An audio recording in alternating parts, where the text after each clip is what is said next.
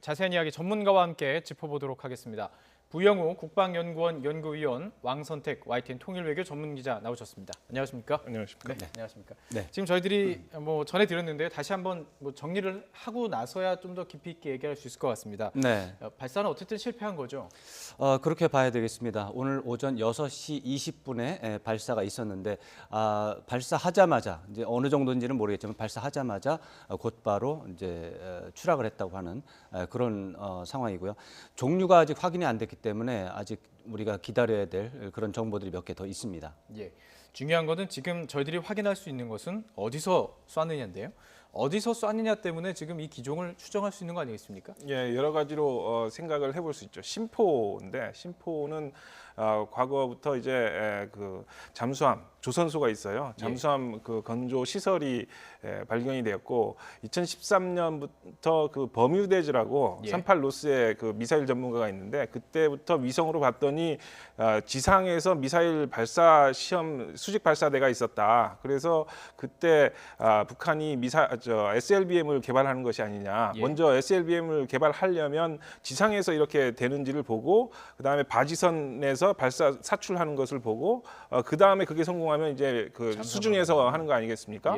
그때 많은 전문가들이 북한이 그 정도까지 할 수 있겠느냐 이런 의심을 했었어요. 사실 SLBM이라는 기술은 굉장히 고도의 기술이고 지금 6개 나라밖에 없어요. 안보리 상임이사국, 미중 영불러 그리고 인도가 갖고 있거든요.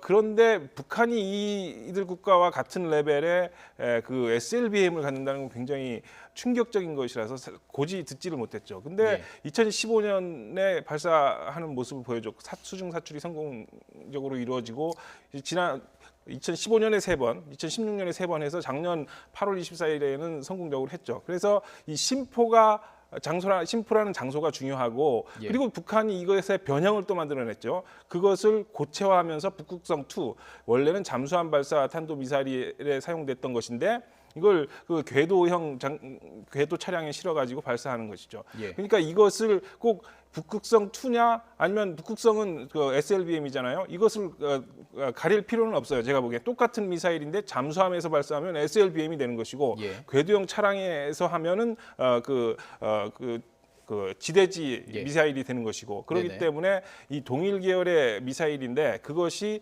원천 기술은 SLBM에서 있었다. 물론 이건 다 그 시청자 여러분들 아시다시피 원천 기술은 소련의 SLBM인 R-27이었던 것이죠. 그래서 이것이 SLBM을 추가적으로 사정거리를 늘린다든지 구경을 좀 늘리거나 크기를 키워가지고 사정거리를 늘릴 수 있는 실험을 할 수 있잖아요.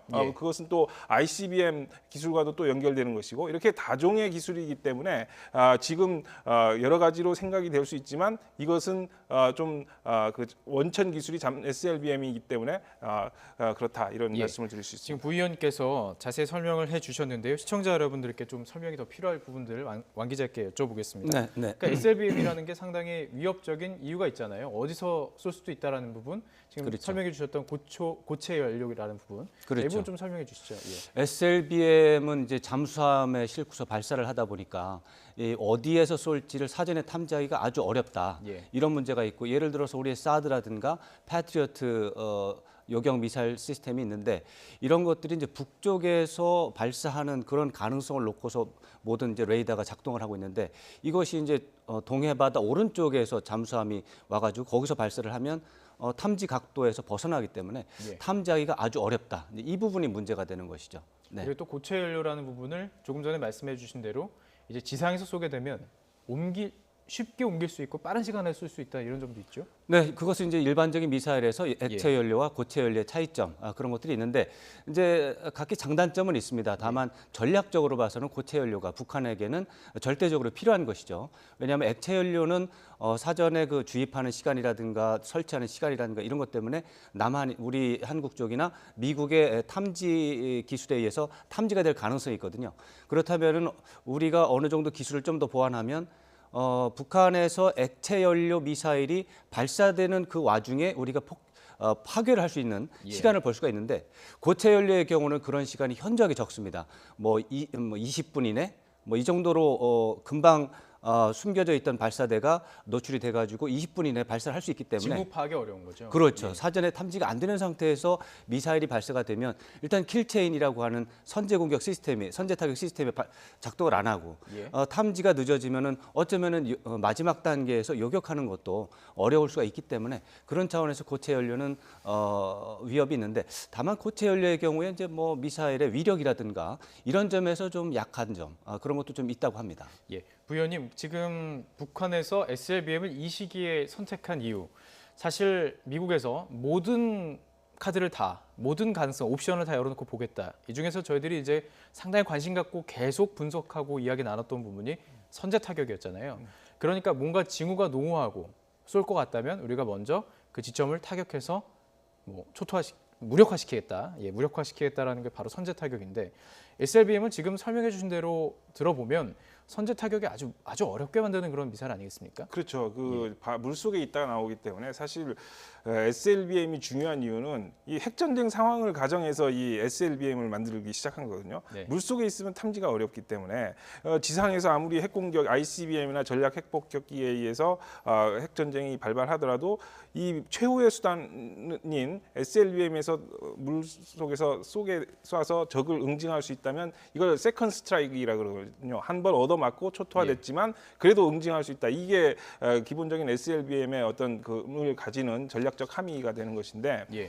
여기서 오늘 북한이 약간 애매한 것이 있는 것이 예. SLBM을 그 심포라는 그 상징적인 장소에서 지상에서 그거를 발사했단 말이에요. 이거는 아까 제가 말씀드렸듯이 SLBM을 고도화시키려는 그런 예. 액션일 수도 있고 예. 기존에 했던 지상 지대지 북극성 2를 좀 개량하려는 그런 시도일 수도 있고 그렇다면 SLBM을 보다 이걸 물 속에서 쏘지 않고 네네. 지상에서 쐈다는 것은 조금 약간 좀 자제된 그런 도발이 아니냐. 왜냐하면 톤 다운을 좀 했다 이렇게 톤 보시는군요. 다운의 가능성도 있다는 예. 것이죠. 예. 그렇기 때문에 오늘 그 도발이 약간은 이 레드라인 근처에서 넘을까 말까 하는 그런 모습이 좀 엿보인다 이렇게 예. 보여집니다. 왕 기자 어떻게 보십니까? 지금 네, 저도 동의하시는 그런 점에 예. 주목을 할 필요가 있다고 보는 게요. 예. 오늘 좀 상황이 변했습니다. 어제까지의 분위기에서 레드라인, 이른바 레드라인은 한 4가지 정도 그렇게 볼 수가 있었습니다. 첫째로 핵실험을 할 것인가 말 것인가. 그다음에 ICBM 기종을 쏠 것인가 말 것인가. 둘 다 안 했군요. 예. 그리고 어제 새로운 ICBM을 뭐 어느 정도 보이긴 했지만 그 정도 뭐 요 정도로 이제 그 중에서 특히 이제 2가지 ICBM 종류를 쏠 것인지 말 것인지 핵실험할 것인지 이것이 이제 2가지가 어떻게 보면은 가장 중요한 레드라인이었는데 어제를 일단 지나갔습니다. 이제 오늘 이제 어떤 일종의 도발 행동이 있는데 예.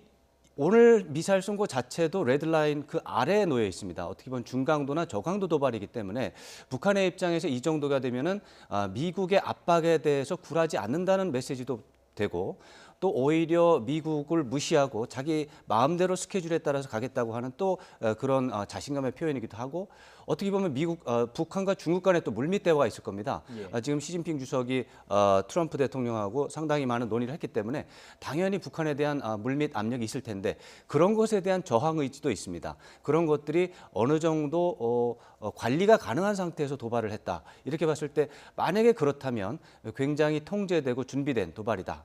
그렇게 볼 수 있습니다. 저희도 이제 보도국에서 이 경중을 따질 때 핵 실험이느냐 아니면 ICBM이냐 이런 아주 상당히 이제 심각하게 받아들이는데 SLBM이었어요. 그래서 조금 강도가 좀 낮아진 거 아닌가 이런 판단도 할 수 있었는데 문제는 뭐냐면요. 오늘 바로 지금 마이크 펜스 부통령이 방한하는 시기 아니겠습니까? 네네. 그렇기 때문에 이 부분도 상당히 민감할 수 있는 부분 아니겠습니까? 부담- 부통령이 오는데 미사일을 쏜다. 네, 부담이 많이 되겠죠. 예. 미국 트럼프 행정부의 제2인자인데 예. 이런 그 중량급 인사가 방문하는데 이런 도발을 강하게 할 수 있겠느냐 이런 문제도 있고 그래서 수중에서 사출해서 발사하는 시험을 안 했지 않았느냐. 예. 사실 이것을 좀 바다에 나가가지고 항모가 오는데 이것을 수중 사출 시험에 성공했다 그러면 항모도 좀 위험해질 수 있는 것이잖아요. 그렇기 때문에 물론 이제 미국의 방어 체계가 그 정도 못 막을 정도는 아니겠지만 이건 좀 한 걸음 더 나간 도발인 것이고 그런데 지상에서 발사했다. 이것은 뭐 북극성 2 정도를 개량하는 것이었다. 이러면 얘기가 또 그 도발의 의지는 보여주되 그 선은 넘지 않은 그런 모습일 수 있고 또한 다른 생각으로 해서 SLBM의 개량 그 시험이었다 이렇게 해도 지상이었으니까 일종의 테스트였기 때문에 어떤 선에는 넘지 않는 그런 모습이 있기 때문에 그렇게 해석될 여지가 있죠. 그 시기도요. 사실 저희들이 태양절 전에 도발을 하지 않으면 조금 뭐 이 도발의 강도가 낮춰진다거나 도발 시기를 늦추는 것 아니냐 이런 추측이 좀 많았었는데 태양절 바로 다음 날 맞습니다. 그것도 조금 전에 말씀드린 대로 부통령이 방한하는 이 시기에 썼고요. 어떻게 보십니까? 4월이 되면서 이제 4월 15일을 계기로 해서 도발을 할 것인가, 또 4월 25일 창군 기념일을 계기로 해서 도발을 할 것인가, 크게 봐서 두 가지로 나눠져 있었는데 태양절을 계기로 한 것은 사실 어제 낮 정도로 해서 지나갔죠. 이제 새로운 상황이 시작이 된 거고요. 근데 지금 마이크 펜스 부통령이 오는 시기를 보고서 이런 정도의 저강도나 중강도 도발했을 수 있다. 이렇게 보는 것도 하나의 이제 부분이고. 또 이제 4월 25일이라고 하는 그런 기준에서 연장선상에 있다 이렇게 볼 수도 있습니다. 그렇지만 또 이번에는 신포에서 발사된 것은 지난 4일에 발사된 것과 또 거의 동일한 기종이다. 이런 부분으로 또 분석을 할 수가 있습니다. 이렇게 되면은 미국이든 중국이든 이런 거 신경 안 쓰고 그야말로 북한은 자기 스케줄대로 최대한 빨리 어떤 새로운 종류의 미사일을 개발하는 중이다. 이렇게 본다면 또 다른 해석이 나올 수 있습니다.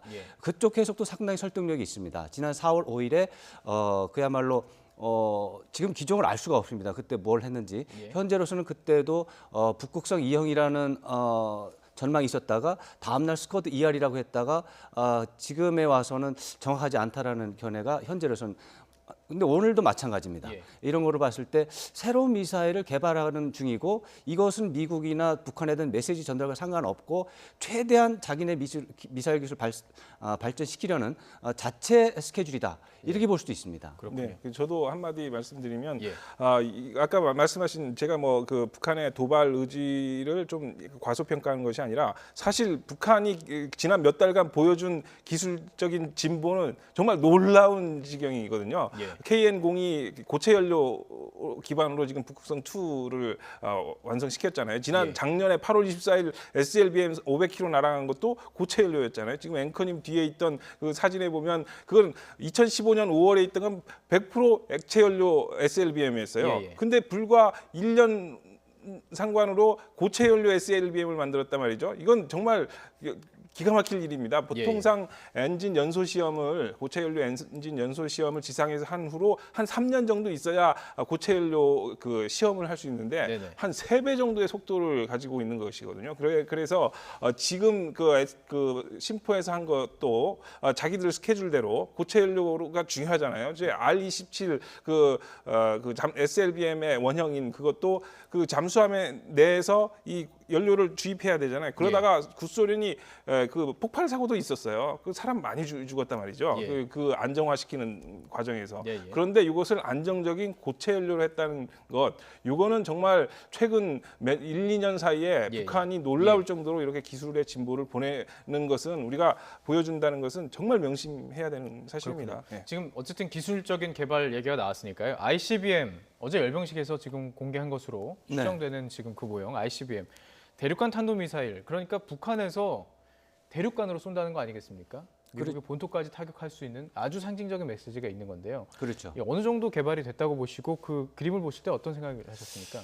그래서 이제 북한이 KN-08라든가 KN-14라든가 이제 ICBM으로 추정되는 대형 미사일들을 이제 지난 몇 년 동안 이제 선을 보였고 어제도 그 이제 또 다른 것을 보여주곤 하는데 그야말로 이것이 미국에서 생각하는 레드라인에 들어 있습니다. 과연 이것을 발사 실험을 할지 안 할지.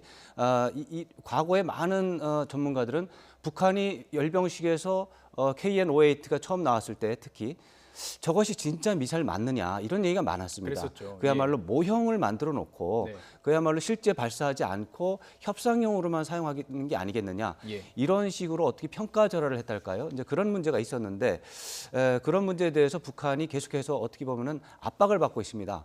기술도 없고 능력도 없으면서 괜히 협박을 하는 게 아니냐 이런 분석이 있었기 때문에 북한의 입장에서는 진짜 ICBM 맞다라고 하는 것을 증명해야 될 필요가 있거든요. 예. 근데 그런 부분에 대해서 지금 어느 선까지 서로가 메시지를 주고받느냐의 그런 문제인데 예. 아직까지는 북한이 ICBM을 증명하지는 못한 예. 그런 상황입니다. 지금 저희들이 영상으로 그 ICBM 어제 열병식에 나왔던 ICBM으로 추정되는 미사일을 보여드리고 있습니다. 네. 어떻게 보십니까? 실제 ICBM이라고 보시는지요? 지금 그 방향성이 중요한 것이죠. 그러니까 북한이 그의 행태를 보면서 미국의 사람들이 북한의 전략은 fake it until make it. 그러니까 만들기 전까지는 페이크한다. 약간의 믿을 수 없다. 거짓말을 섞어서 한다. 블러핑을 한다 이건데 지금 당장 없다고 하더라도 그 동안에 북한의 행태를 보면 그 방향으로 지속적으로 가고 있단 말이죠. 네네. 이런 언행일치 측면에서 보면 북한만큼 언행일치를 많이 하는 확실하게 하는 데가 없단 말이죠. 그런 걸 감안하면 우리가 현재 그 모형 2012년에 열병식 때 제가 보기엔 모형 맞습니다. 그런데 사실 그건 그렇게 생각할 수도 있잖아요. 위험한 사실 ICBM이라든지 이런 것들이 폭탄 탄두나 액체 연료를 채워서 가면 굉장히 위험하거든요. 이렇게 털털거리면 이게 예. 터진단 말이죠. 보통 무진동으로만 옮기고 그러잖아요. 그렇죠. 그렇죠. 김정은 앞에서 그런 위험한 폭발물을 움직인다는 건 상상할 수 없기 때문에 예. 모형이 맞다고 보여져요. 그렇다고 해서 그것이 이렇게 무시될 수 있는 것이냐? 그건 아니라는 것이죠. 그 방향으로 가고 있다는 것 이것이고 예. 기술 수준 잠깐만 말씀드리면 2011년에 당시에 미 국방장관은 앞으로 5년 후에 북한이 ICBM 기술을 완성시킬 것 같다 이렇게 했어요. 5년 지났잖아요. 근데 이제 미국의 또 이 전망이 조금씩 달라져요. 지금의 전망은 2020년 정도면 될 것 같다. 그래서 지금 막아야 된다. 지금이 하나의 분수령적인 시기다. 그래서 네네. 지금 트럼프가 이제 팔 걷어붙이고 압박을 가하는 거 아니겠습니까? 예. 그래서 북한의 기술 수준을 워낙 이렇게 폐쇄된 국가이기 때문에 정확히는 알 수 없지만 예. 지금 약간의 블러핑도 있는 것 같지만 그 방향으로 가고 있다는 것이 위협적이다. 자, 그래서 말씀하셨던 것처럼 트럼프 미국 대통령이 강경한 자세를 취했고요. 최고의 압박과 개입 이렇게 원칙을 정했습니다. 네. 그러니까 핵탄두도 갖고 있고 쏠 수 있는 미사일도 갖게 하는 건 맞겠다. 이렇게 지금 보는 거로 보이는데요. 앞으로 어떤 견제, 어떤 식으로 또 진행될 수 있을까요?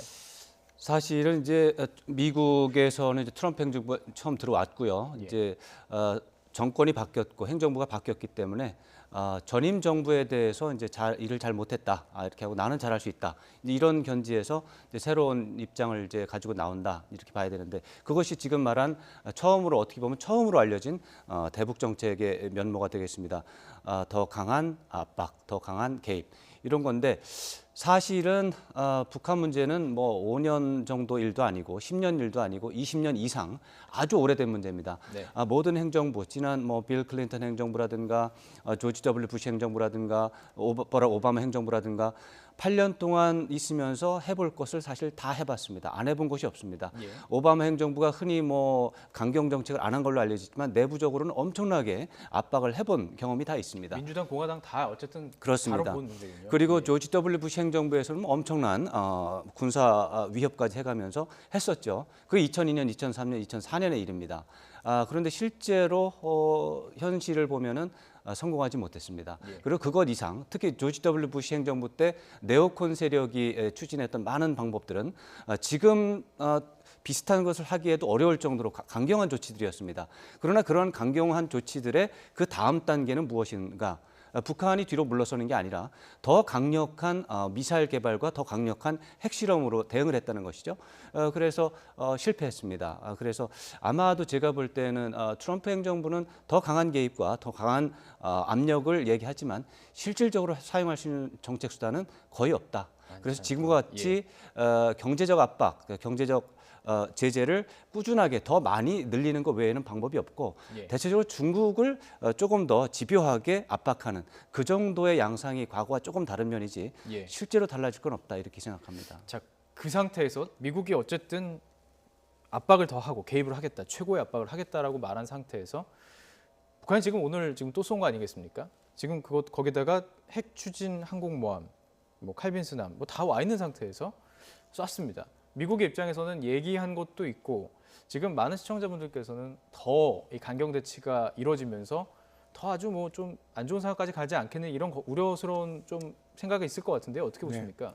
지금 만약에 6차 핵실험을 하면 트럼프는 얘기해 놓은 게 있기 때문에 군사 조치를 안 할 수 없는 상황이기 때문에 지금 예. 굉장히 좀 걱정이 되는 그런 상황입니다. 그래서 저는 기본적으로 6차 핵실험은 이 시기에는 분명히 안 할 거라고 희망적인 그 생각이 약간 덧붙여져 있지만 그렇게 전망을 하고 있고 저희들이 이렇게 방송에 얘기하면 좀 다르게 행동하는 것도 있는 것 같아 보이기도 합니다. 네네 예. 그럴 수 있죠. 그럴 예. 수 있는데 지금 이 상황에서 북한이 좀 더 나간 도발 오늘 거는 좀 자제된 도발이라고 평가하는 이유가 그겁니다. 이거와 6차 핵실험 혹은 ICBM 발사 실험은 정말 차원이 다른 질적으로 차이가 있는 그런 도발이라고 보는 것이죠. 지금 이 북한의 이슈가 미중 간의 대결, 트럼프가 들어오면서 분위기가 확 바뀌면서 중국을 압박하면서 미중이 협조하는 모습을 보이지만 강요된 협조란 말이죠. 이 시점 북한을 연계고리로 해서 중국을 압박하면서 중국이 북한을 압박하지 않을 수 없게 이렇게 말하자면 외통수를 걸은 상황이기 때문에 네네. 지금 우리가 그 향후 한 보름 이 정도를 굉장히 예의주시하면서 이렇게 지켜봐야 되는 이유가 여기에 있습니다. 예, 외통수라는 표현을 하셨는데요. 사실 북한도 외통수 수를 많이 두잖아요. 그렇죠. 그렇다면 추가 네. 도발 또 이루어질 가능성은 어떻게 보십니까? 예. 추가 도발 가능성 언제라도 있고 예. 할 가능성은 있다고 봐야 됩니다. 예. 이게 북한이 사실은 국제사회에서 특히 한반도 주변에서 자기 존재감을 확보하고 국가 목표를 달성하기 위해서는 도발 이외에는 다른 정책 수단이 없습니다. 예. 그러한 도발을 언제 할 것이냐, 어느 수위로 할 것이냐 이런 것을 배열하면서 한국이라든가 미국이라든가 중국과의 어떤 관계 속에서 북한이 원하는 바를 이뤄내는 그런 전략을 쓰기 때문에 군사적 도발은 당연히 하는 것이죠. 예. 그래서 지금 4월 25일 날 창군 기념일을 앞두고 도발을 기획을 할 텐데 예. 아까 하던 말씀 조금 드리면 최고의 압박과 개입 이 부분에서 말씀드렸다시피 압박 부분에 대해서는 이미 충분하게 20년 이상 여러 가지가 됐는데 개입 문제는 아직은 어떻게 보면은 개입, 새로운 예. 상황이 되겠습니다. 네네. 버락 오바마 행정부 때는 사실 행정부 자체에서는 개입을 할 의지는 있었습니다. 그러나 상황이 굉장히 좋지 않았고 한국 정부와도 또 의견이 맞지 않았습니다. 그래서 미국 정부가 북한과의 개입은 하지 않은 그런 상황입니다. 정확하게 하지는 않았는데 지금 이 최고의 압박과 개입이라고 하는 두 단어를 봤을 때 북한에서는 아마도 압박은 다 끝났으니까 개입을 하겠다는 것 아니냐라는 상상을 할 수가 있습니다. 예, 예. 북한 입장에서는 오히려 개입 쪽에 무게를 더 두고 예. 트럼프와의 국면 전환에 대해서 굉장히 관심이 많을 것이고 무엇보다도 미중 정상회담에서 시진핑 주석이 한반도 문제에 대해서 자세하게 트럼프 대통령에게 설명을 했다는 겁니다. 예. 시진핑 주석이 가지고 있는 세계관은 전혀 다릅니다. 미국이나 한국에서 보도에서 나오는 것과 전혀 다른 세계관입니다. 그야말로 북핵 문제가 악화된 것은 북한이 잘못한 것도 있지만 미국의 정책이 잘못돼서 그런 것도 있다라는 게 들어있는 겁니다. 한미 연합 군사 훈련을 좀 줄여준다면 예, 예. 북한이 그렇게 안 했을 텐데. 평화협정을 체결을 했다면 북한이 그렇게 안 했을 텐데 예. 미국이 안 했기 때문에 북한이 저라는 것이다라고 하는 것이 시진핑 주석의 인식입니다. 예. 이런 것들을 굉장히 많이 트럼프 대통령에게 설명을 했다고 하고 또 각종 미국 언론 보도에 따르면 트럼프 대통령은 시진핑 주석의 설명을 듣고 한반도 문제가 복잡하다는 걸 이해했다는 거 아닙니까? 예. 그 말의 뜻은 압박으로 하면은 안 되는구나라고 하는 시진핑 주석의 설명에 예. 공감을 했다는 얘기도 들어있는 겁니다. 예, 예. 그렇다면은 앞으로 우리가 한반도 정세를 전망할 때 미국 측에서 굉장히 강력한 집중적인 개입이 있을 수도 있다. 개입? 그리고 예. 그것을 중국이 현재 준비를 하고 있을 수도 있다. 예. 그런 과정 속에서 북한이 그런 협상 국면에 대비해서 예. 몸값을 높이는 행동, 예. 어느 정도 또 수위를 조절하는 행동 그런 것도 동시에 이제 지켜보면서 예. 상황을 보는 게 나을 것 같습니다. 자연스럽게 아무래도 이 강대강 대치 국면을 좀 해소하는 쪽으로 좀 여쭤봐야 될 필요가 있을 것 같습니다. 네. 지금 개입을 말씀하셨는데 네. 사실 미국이 이제 개입을 한다면은 사실 과거 역사를 보면 북미 간에 사실 직접적인 대화가 있었고요. 네. 오바마 행정부로 본다면 좀 우리 정부를 의식하고 우리 정부를 좀 인정해서 우리 남북 간의 어떤 대화를 좀 인정했던 부분이 있습니다. 하지만 과거 사례를 보면 북미 간의 대화가 이루어졌을 때 복잡하고 좀 어떻게 설명을 해야 될지 모르겠습니다. 참 복잡한 그 결과들이 많이 나올 수 있는 상황 아니겠습니까? 네. 개입을 말씀하셨기 때문에 네. 미국이 그렇다면 개입할 수 있는 그 가짓수 어떤 식으로 개입을 할 수가 있는 걸까요? 글쎄요, 그 개입보다는 저는 압박이 더 그 주요 키워드가 될 것 같고, 근데 이제 그 트럼프가 극과 극을 넘나드는 이 트럼프 행정부 들어서면서 오바마 행정부는 전략적 인내 정책이었지만 트럼프 행정부는 키워드로 전략적 충동 정책이다, 뭐 이런 얘기가 나오고 있는데, 그러니까 극과 극을 넘나드는 이런 불가측성, 요것이 트럼프의 좋은 것이 되고 있어요. 그런 분이 우리 대통령이라면 굉장히 머리가 아프겠지만 한반도 문제를 해결하는 데 있어서는 굉장히 효과를 높여주고 있다 말이죠. 오바마가 이런 정책을 폈으면 이게 그 워딩으로 나가는 것이 별로 효과가 없었을 텐데 트럼프이기 때문에 지금 김정은이 고심을 하고 오늘과 같이 좀 자제된 이런 것을 보여주고 있고 저는 아마도 그래서 6차 핵실험 도발하지 못할 것이라고 생각을 하는데 타이밍 좋게 전력도 배치하고 이런 뉴스를 탁탁 보내주잖아요. 그런 측면에서 굉장히 지금은 효과적이고, 물론 이것을 통해서 개입이 적극적인 관여를 할 수 있겠죠. 할 수 있는데 그때 그 코리아 패싱이라고 가지고 우리는 그냥 의사 없이 이렇게 우리 의사와 관계없이 진행해 버리는 거 아니냐 이런 얘기가 있을 수 있는데 그거 별로 걱정할 필요가 없습니다. 우리 정부하고 미국 정부하고 긴밀한 협조가 있기 때문에 마쿠에서 그건 별로 언론에서 그렇게 코리아 패싱 문제를 그렇게 하실 필요는 없다고 저는 생각을 합니다. 마지막 질문이 될 것 같습니다. 그렇다면 이제 중국 뭐 어느 정도 이야기가 됐다고는 하는데요. 중국 입장에서는 북미 간에 바로 대화하는 것도 그렇게 좋아할 것 같지는 않은데요. 어떻게 중국이 대응할 거라 보십니까? 중국은 북미 간의 대화를 권고하고 있습니다. 그렇죠. 그것이 중국의 기본적인 입장입니다. 아까 말한 대로 북한이 도발적인 그야말로 유엔 안보리 결의를 어기고 또 이 한반도의 안정을 어기는 위반하는 행동을 너무 많이 하기 때문에 북한도 잘못됐다. 그건 틀림없다. 그러나 이런 문제를 해결하는 과정에서 미국이 대화를 했어야 되는데 대화를 안 했다라는 것이 이제 중국의 인식이고, 실질적으로 몇 년 동안 계속해서 중국은 비핵화 문제에 대한 다자간 협의를 다시 살려야 되고 동시에 북한과 미국 간에 또 어쩌면 중국도 개입하는 평화협정 체결 문제를 다시 공식적으로 협상을 해야 된다. 이러한 비핵화와 평화협정 두 가지 주제를 놓고 동시에 두 개의 회담을 진전시켜야만 북핵 문제가 근원적으로 해결이 될 수 있다라고 하는 기본적인 입장을 가지고 있습니다. 그러기 위해서 한미연합 군사훈련을 좀 더 톤다운시키거나 북한은 북한대로 핵실험이라든가 미사일 실험 같은 것을 좀 자제하는 이런 모습을 보여야 된다라고 하는 게 현재 중국의 입장입니다. 그러니까 앞으로 이런 것들에 대해서 북한, 한국, 한국은 지금 거의 약간 좀 한 발 물러서 있는 상황이고, 미국과 북한을 향해서 이런 문제들에 대해서 같이 받아들이도록 강력하게 외교 협상을 발휘하는 그런 상황이 되겠습니다. 자, 어쨌든 지금 아주 민감한 시기라는 사실은 변함이 없는 것 같습니다. 또 4월 25일 창건 기념일까지는 뭐 추가 도발도 저희들이 아주 집중해서 지켜봐야 될 상황인 것은 확실한 것 같습니다. 이 부영국 국방연구원 연구위원 왕선택 YTN 통일외교 전문기자와 이야기 나눠봤습니다. 고맙습니다. 고맙습니다.